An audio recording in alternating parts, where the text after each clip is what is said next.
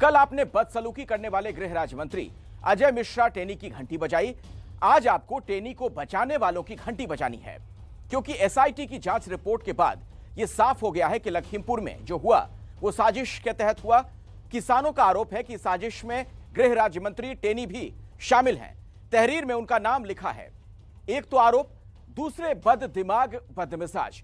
तो फिर ऐसे में उनका कुर्सी पर बने रहने का कोई नैतिक अधिकार नहीं रह जाता और विपक्ष मांग कर रहा है कि उन्हें सीधे बर्खास्त कर देना चाहिए।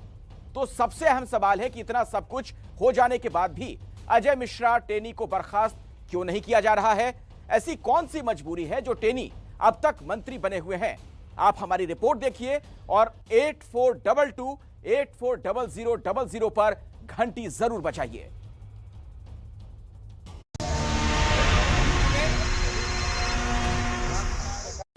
लखीमपुर खेरी में मान्य आप प्रश्न हत्या हुई है, आप प्रश्न को पूछिए।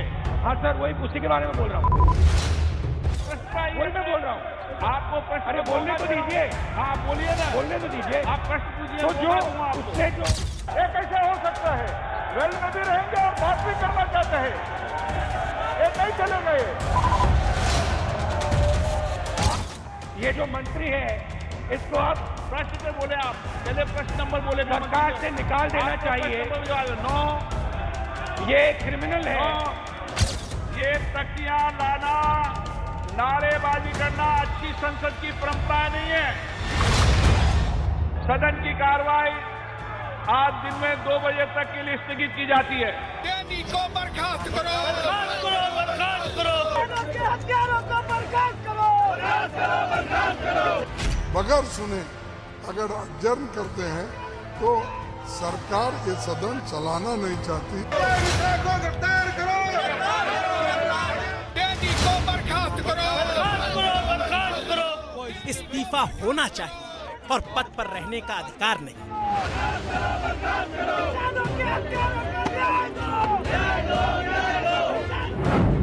ऐसी मांग इसलिए क्योंकि मंत्री का रसूख का ओहदा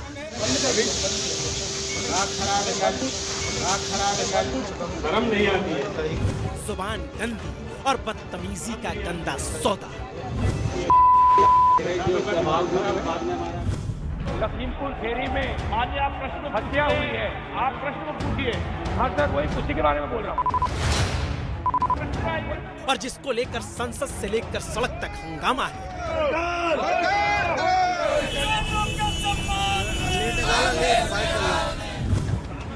वो आज की तारीख में पहचान का मोहताज नहीं, क्योंकि जब कोई अहंकार की ऊंची अट्टालिका पर बैठ जाता है और गुरूर का गुबार माथे से टकराता है तो विधायक, सांसद, मंत्री होते हुए वो नेता अजय मिश्रा टेनी बन जाता है।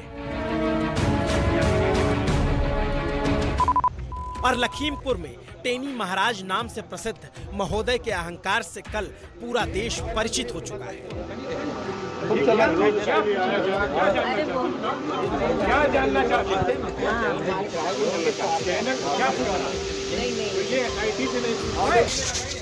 ना इनको पत्रकारों से बात करने का सलीका है। ऐसे यही हमारे मीडिया वाले हैं ना, यही उन्होंने एक निर्दोष आदमी के लिए बनाया। ना ही पद की मर्यादा रखने की तमीज। और एसआईटी की जांच रिपोर्ट और कल के कारनामे के बाद ऐसे बदमिजाज मंत्री की बर्खास्तगी की मांग ना हो, भला ऐसे कैसे हो सकता है? सो संसद में संग्राम हो गया। वही मैं बोल रहा हूँ, आपको प्रश्न। अरे बोलने तो दीजिए। हाँ बोलिए ना, बोलने तो दीजिए। आप प्रश्न पूछिए। तो जो उसने जो नहीं बर्खास्त किया जा रहा है, कांग्रेस पार्टी की इसी मांग को लेकर यहाँ पर आज विधानसभा तक मार्च निकालने का काम किया। अजय मिश्रा टेनी को बर्खास्त करो, बर्खास्त करो, बर्खास्त करो। जब तक अजय मिश्रा टेनी की बर्खास्त की नहीं होगी तब तक हम लोग मानने वाले नहीं हैं। अजय मिश्रा टेनी को बर्खास्त करो, बर्खास्त करो, बर्खास्त करो। मुझे लगता है वो अपना स्पष्टीकरण देंगे। हत्यारों को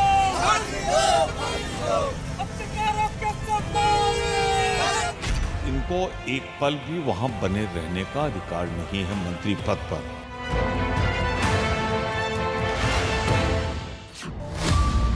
लखीमपुर खेरी में मान्य आप प्रश्न पूछिए। आज संसद खुलते ही पारे का सूचकांक 100 डिग्री के पार हो चला। आप प्रश्न पूछिए। क्योंकि मुद्दा यहाँ टेनी महाराज की बर्खास्तगी का उठा। कल संसद के बाहर राहुल गांधी ने कहा, हम डिस्कशन करना चाहते हैं पार्लियामेंट हाउस में, हम मंत्री जी का इस्तीफा चाहते हैं। और आज फिर भीतर कांग्रेस के राहुल गांधी ने यही मुद्दा उठा दिया। जो यहाँ आपके मंत्री हैं, उन्होंने किसानों को मारा है, उनको इस्तीफा देना चाहिए। आप सीनियर मेंबर हैं, आप प्रश्न वही मैं बोल रहा हूँ, आपको प्रश्न अरे बोलने तो दीजिए। ये जो मंत्री है, इसको आप प्रश्न पे बोले। आप पहले प्रश्न नंबर बोले, सरकार से निकाल देना चाहिए। ये क्रिमिनल है।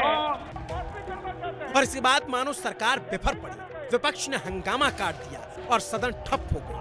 मतलब बात टस से मस ना हुई। आज दिन में 2 बजे तक के लिए स्थगित की जाती है। तो सवाल है कि आखिर प्रधानमंत्री मोदी अजय मिश्रा टेनी को बर्खास्त क्यों नहीं कर रहे? एसआईटी की रिपोर्ट के बाद भी अजय मिश्रा टेनी अब तक गृह राज्य मंत्री कैसे बने हुए हैं? कौन है जो अजय मिश्रा टेनी को बचाने में लगा हुआ है? तो जवाब है एक दो नेता नहीं बल्कि पूरी पार्टी ही टेनी महाराज के बचाव में लगी हुई है। मैं मानता हूं कि इस प्रकार की कोई ना तो आवश्यकता थी, किस कारण से मतलब उन्होंने ऐसी कोई बात की है, मेरे भी समझ से परे है। लेकिन कई बार सवाल करना चाहिए, लेकिन सारे सवाल कैसे, किससे, किस प्रकार की स्थिति परिस्थिति में कोई व्यक्ति है, उसको ध्यान में रख करके भी करना चाहिए। पत्रकार सब एक अलग स्तंभ है, हमारा चौथा स्तंभ है लोकतंत्र का, तो उनका पूरा सम्मान है, आदर है। सब कह दिया और धीरे से डिप्टी सीएम साहब ने यह भी कह दिया कि किसी तनाव में बोल दिया होगा।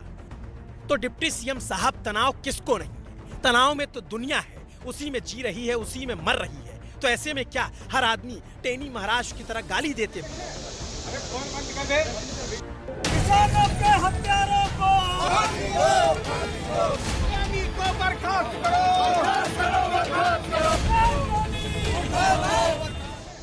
लेकिन संवैधानिक पद पर रहकर टेनी महाराज तो गाली देंगे, क्योंकि बचाने वालों की फौज जो खड़ी है। अब किसका क्या नेचर है, इसमें क्या कहा जाए, ये तो अपना व्यक्तिगत नेचर रहता है। किसका नेचर कैसा है, इसमें क्या कहा जाए? कुछ मत कहिए। सबसे पहले अपने नेता और मंत्री को तमीज सिखा दीजिए पत्रकारों से बात करने की, किसानों से बात करने की। लेकिन नहीं, सब तो बचाव में लगे। संगीत सोम को सुनिए। अखिलेश जी केवल रास्ता ढूंढ रहे हैं कि हम किस तरीके से सीट पाएं, लेकिन मैं गारंटी से कह सकता हूं अभी जिन्ना का वास उनके अंदर हुआ है, वो जिन्ना को सारी समाजवादी के अंदर भी अगर बैठा देंगे तो वो समाजवादी ला नहीं पाएंगे। विधायक जी से जिन्ना, औरंगजेब, मुगल, मुस्लिम, मंदिर, मस्जिद, चाहे जिस पर बुलवा लीजिए, एकदम एक्सपर्ट है। कुछ और भी पूछेंगे तो घूम फिर कर इन्हीं सब पर आएंगे। मानो सारी एक्सपर्टीज इन्हीं सब में हो गई है। पूछा जा रहा है आम और बता रहे हैं इमली, जिन्ना, फलाना, ढमाका। इससे अच्छा बचाव भला और कोई कैसे कर सकता है? यही सब बातें टेनी जैसे नेताओं को हौसला देती है। लेकिन अब विपक्ष ने भी मोर्चा खोल दिया है। आर या पार की स्थिति बना दी गई। क्या संसद, क्या यूपी विधानसभा, क्या सड़क, हर जगह टेनी की बर्खास्तगी की मांग बुलंद कर दी गई है। मगर टेनी की ठसक अब भी बनी हुई है। और तो और एबीपी न्यूज को सूत्रों ने जानकारी दी है कि अजय मिश्रा टेनी को केंद्रीय मंत्रिमंडल से बर्खास्त नहीं किया जाएगा। इसकी वजह है सुप्रीम कोर्ट की बनाई गई एसआईटी की निगरानी में ये पूरी जांच हो रही है। अजय मिश्रा टेनी इसको प्रभावित नहीं कर सकते। साथ ही साथ वो उत्तर प्रदेश राज्य की गृह मंत्री नहीं है, ऐसे में जांच को प्रभावित करने की गुंजाइश भी नहीं बनती है। तीसरा आरोप अजय मिश्रा टेनी के बेटे पर है, ऐसे में पिता को सजा कैसे दी जा सकती है? बेटे की सजा बाप को नहीं, और यही बात बीजेपी के सांसद भी दोहरा रहे हैं। एक तो आरोप उनके बेटे के खिलाफ है, तो बेटे के खिलाफ कानूनी कार्रवाई जो भी होगी वो हो रही है। उनका तो कोई बेटे की सजा बाप को नहीं दी जा सकती। तो पहली बात तो ये नैरेटिव ही सरासर गलत है और गलत तरीके से पेश किया जा रहा है, क्योंकि किसानों ने जो तहरीर दी है उसमें साफ लिखा है कि गृह राज्य मंत्री और उनके बेटे यानी दोनों ने सुनियोजित तरीके से घटना को अंजाम दिया। ये बात किसानों की तहरीर में साफ तौर पर लिखी है। लेकिन यूपी पुलिस ने बड़ी ही चालाकी से एफआईआर में सिर्फ बेटे आशीष मिश्रा का नाम लिखा, गृह राज्य मंत्री अजय मिश्रा टेनी का नाम नहीं लिखा, या कह लीजिए लिखने की हिम्मत नहीं हुई। सबको अज्ञात में डाल दिया। जबकि आमतौर पर होता यह है कि तहरीर में जो नाम लिखकर दिए जाते हैं, एफआईआर में भी वही नाम लिखे जाते हैं। ना यकीन हो तो सुप्रीम कोर्ट के वकील ऋषि मल्होत्रा से सुन लीजिए। अगर उनका कंप्लेंट में, एफआईआर में अगर नाम दिया गया है तो पुलिस इन्वेस्टिगेटिंग ऑफिसर जो होता है, एसएचओ जो होता है, उनको वो नाम एफआईआर के अंदर लिखने पड़ेंगे। उसके बाद वो इन्वेस्टिगेशन जब करेंगे, उसका रिजल्ट क्या होगा वो पुलिस का डोमेन है, उसमें हम कुछ नहीं कर सकते। लेकिन अगर नाम दिए गए हैं किसी एक संगीन जुर्म के अंदर तो नाम होने एफआईआर में जरूरी हैं। यानी साफ है कि यूपी पुलिस ने जानबूझकर टेनी महाराज को बचाने की कोशिश की और सुप्रीम कोर्ट के नियम के विरुद्ध तहरीर में नाम होने के बाद भी एफआईआर में अजय मिश्रा टेनी का नाम नहीं लिखा गया, जबकि षड्यंत्र की धारा 120B एफआईआर में पहले से ही दर्ज है और किसानों ने सीधे टेनी महाराज पर ही साजिश के आरोप लगाए। तो ऐसे में बेटे की सजा बाप को वाली बात तो ध्वस्त हो गई। और भला टेनी महाराज की ये धमकी कौन भूल सकता है जो खुल्लम खुल्ला किसानों को दी गई थी। 11 महीने हो गए। मैं ऐसे लोगों को कहना चाहता हूँ कि सुधर जाओ, नहीं तो सामना करवा के हम आपको सुधार देंगे। 2 मिनट लगेगा केवल। और यहीं से सारे फसाद की जड़ शुरू हुई। इसके बाद ही किसानों को सुनियोजित तरीके से कुचला गया और इसीलिए विपक्ष भी अब पीछे हटने के मूड में कतई नहीं है। प्रधानमंत्री जी कब कार्रवाई करेंगे अजय मिश्रा टीनी पर, जिन्हें आप अपने दाएं हाथ बिठाकर रखते हैं? अगर वो टीनी को अब भी बर्खास्त नहीं करेंगे तो ये साबित हो जाएगा कि किसानों का नरसंहार किसी आम व्यक्ति ने नहीं किया, वो योगी जी और मोदी जी के इशारे पर हुआ था। मुख्यमंत्री जी को चुनौती देता हूं कि अब आपका बुलडोजर में तेल नहीं है, खत्म हो गया तेल, चलाओ बुलडोजर उनके घर।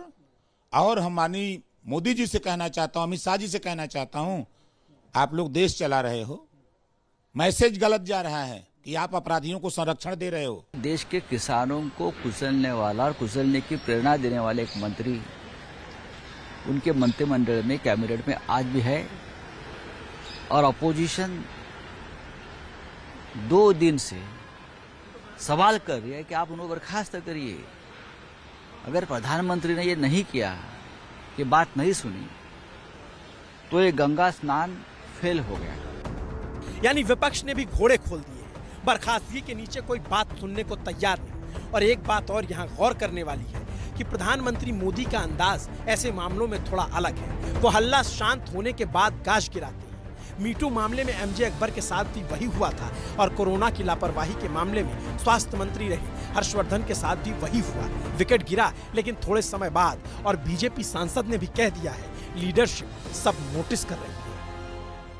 देखिए, अब ये क्या किया है कि मुझे मालूम नहीं, इसकी जानकारी नहीं, लेकिन वो लीडरशिप हर चीज देखती है, मैं इसके बारे में कोई बात नहीं। लीडरशिप यानी आला नेतृत्व तो सब कुछ देख रहा है।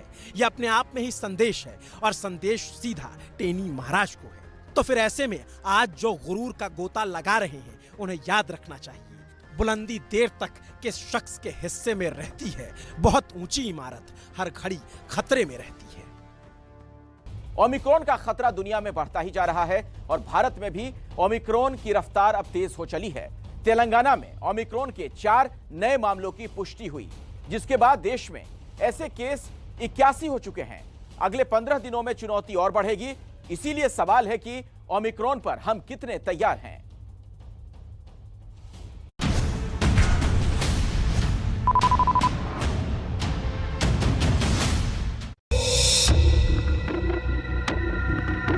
पूरे देश में ओमिक्रॉन वेरिएंट का जो संक्रमण है बढ़ता जा रहा है। उत्तर प्रदेश में या तो पेशेवर अपराधी करेगा या फिर कोरोना करेगा। अब हमें बोलना नहीं है, यहाँ का उत्साह बता रहा है कि भारतीय जनता पार्टी का सफाया होगा।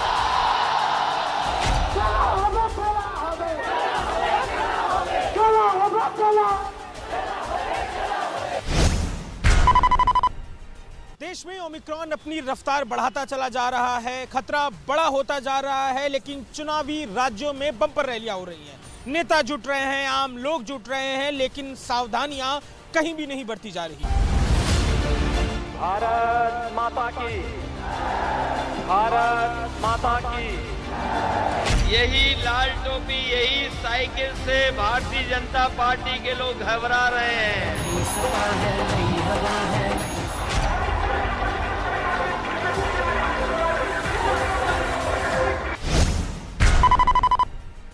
देश के 10 से ज्यादा राज्यों में जब ओमिक्रॉन का संक्रमण पैर पसार चुका है, हर दिन नए लोगों को अपना शिकार बना रहा है, तब भी चुनावी रैलियां तेज होती जा रही हैं और इन रैलियों में सावधानी कम और लापरवाही ज्यादा दिख रही है। जब यहाँ कांग्रेस पार्टी की सरकार आएगी, किसानों की रक्षा होगी।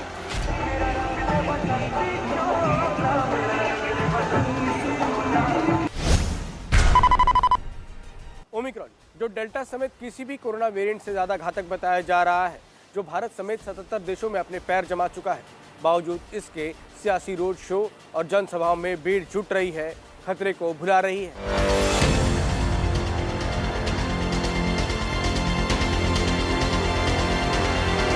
यहाँ पे पूरे सब गैदरिंग तो हो रही है, सोशल डिस्टेंसिंग की तो पूरी धज्जियां उड़ चुकी है। देश के विशेषज्ञ जब बार बार तीसरी लहर होने की चेतावनी दे रहे हैं, दूरी और मास्क बहुत जरूरी है ये कह रहे हैं, फिर भी देश के बड़े और छोटे शहरों में भीड़ कम नहीं हो रही है और ना ही खतरे को लेकर लोगों में गंभीरता दिख रही है।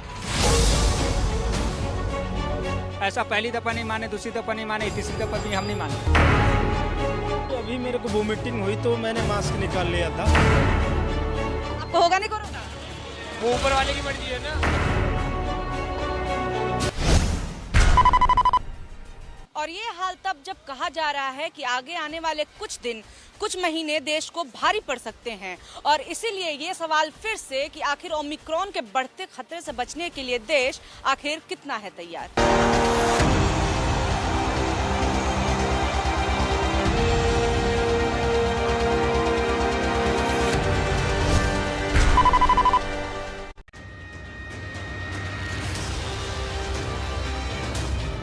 ओमिक्रॉन के बढ़ते मामलों के बीच आने वाले 15 दिन भारी पड़ सकते हैं, इसका एहसास मुंबई पुलिस को है।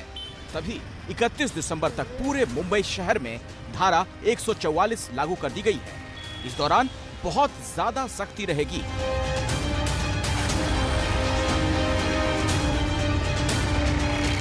मुंबई में किसी भी सार्वजनिक सभा, रैली या प्रदर्शन की अनुमति नहीं होगी। 5 से ज्यादा लोग एक जगह पर जमा नहीं हो सकेंगे। क्रिसमस करीब है, नए साल का जश्न भी लोग मनाएंगे। खास तौर से ये फैसला इन बातों को भी ध्यान में रखकर लिया गया है। तो हम लोग चेक नाका पे जो रैंडमली गाड़ियाँ चेक करते हैं और जिनके पास दोनों वैक्सीनेशन का सर्टिफिकेट है कि नहीं वो चेक कर रहे हैं, और जो कोई विदाउट मास्क प्रवेश करता है उनके ऊपर भी कार्रवाई कर रहे हैं। कड़ी शर्तों के साथ नियमों का पालन कराने के लिए बड़ी संख्या में मुंबई पुलिस के जवानों को सड़कों पर उतारा जा रहा है। बिना मास्क घूमने वालों से जुर्माना भी वसूला जा रहा है।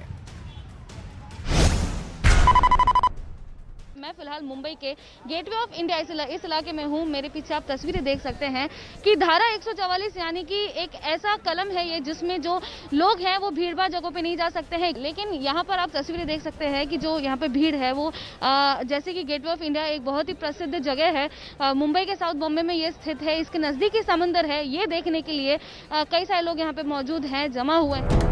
लेकिन इसी गेटवे ऑफ इंडिया पर एबीपी न्यूज रिपोर्टर लता शर्मा को ऐसे बहुत से लोग मिले जो मास्क को लेकर या तो लापरवाही बरत रहे थे या संक्रमण से बचाने वाली उचित दूरी का पालन नहीं कर रहे थे।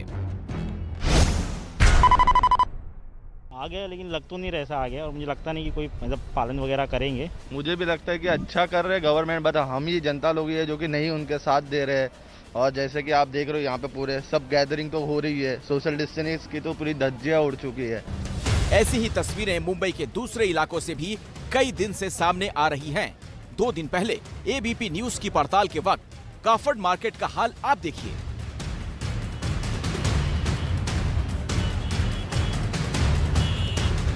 ये लापरवाही और बहानेबाजी तब जब मुंबई में बीते 24 घंटों में कोरोना के 238 नए केस मिले।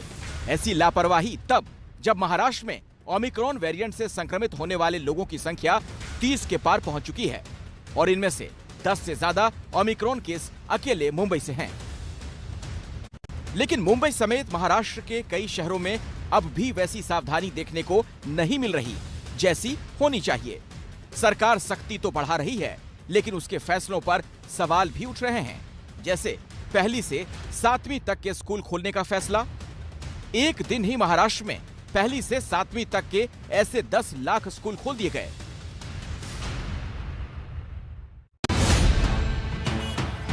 ओमिक्रॉन के 10 मामले देश की राजधानी दिल्ली में भी मिल चुके हैं। इसीलिए क्रिसमस और नए साल पर दिल्ली वालों को भी रियायत नहीं होगी। डीडीएमए ने कोरोना नियमों को सख्ती से लागू करवाने का आदेश दिया है, जबकि दिल्ली सरकार के स्वास्थ्य मंत्री सत्येंद्र जैन ओमिक्रॉन से निपटने के लिए बंदोबस्त बढ़ाने के दावे कर रहे हैं।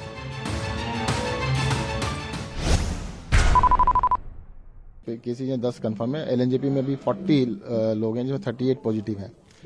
और आज सुबह भी 8 पेशेंट और आए हैं एयरपोर्ट से। तो जो बाहर से पेशेंट आ रहे हैं, जो लोग आ रहे हैं, उनमें से चेक करने में काफी लोग अभी पॉजिटिव। लेकिन इसी दिल्ली के सीएम अरविंद केजरीवाल इन दिनों चुनावी राज्य पंजाब में व्यस्त हैं। वहां लगातार अपने नेताओं के साथ रैलियां और रोड शो कर रहे हैं। अब चन्नी साहब ने नए नए ऐलान करने चालू किए हैं, रोज नए नए ऐलान करते हैं।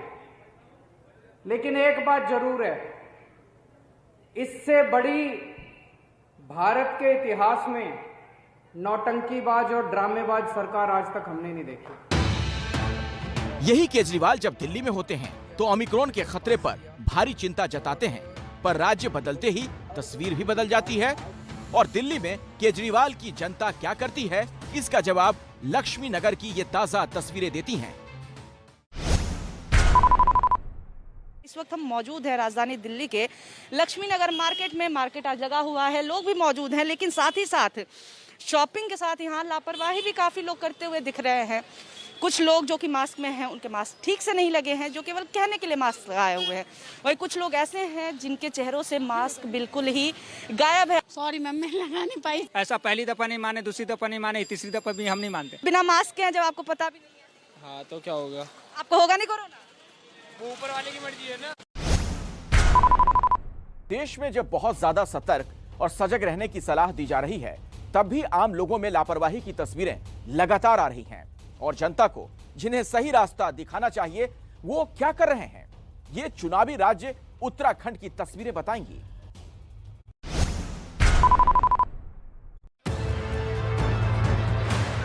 देहरादून के परेड ग्राउंड में कांग्रेस ने बड़ी रैली की। राहुल गांधी पहुंचे, भारी भीड़ जुटी। मंच पर मौजूद राहुल और कई नेता तो मास्क में दिखे, लेकिन जनता के चेहरे पर मास्क नहीं दिखे। जिस कांग्रेस ने देहरादून में हजारों लोगों की भीड़ जुटाई, चुनाव के लिए अपना जोश बढ़ाया, उसी कांग्रेस की सरकार वाले राजस्थान से आई तस्वीरें भी आपको देखनी चाहिए।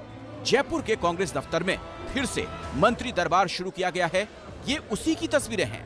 गहलोत सरकार के 2 बड़े मंत्री बीडी कल्ला और सुखराम बिश्नोई दरबार में जनता की समस्याओं का समाधान करने आए, लेकिन यहाँ सब संक्रमण से बचाने वाली सावधानियों को भूल गए। और जिन राज्यों में चुनाव होने वाले हैं, जनता के वोटों से जिन्हें सत्ता तक पहुंचना है, वहां जनता ही ओमिक्रॉन के बढ़ते खतरे के बीच सबसे ज्यादा असुरक्षित और लापरवाह नजर आती है। ऐसी भीड़ में सियासी वादों की तो भरमार होती है, लेकिन जो मौजूदा खतरे और हालात को देखते हुए जो वादा सबसे पहले जनता से होना चाहिए, वो सबसे पीछे होता है। और इसके जिम्मेदार सिर्फ नेता या कोई राजनीतिक दल नहीं, काफी हद तक जनता भी है, जिसे जानकार और डॉक्टर बार बार सचेत करते हैं।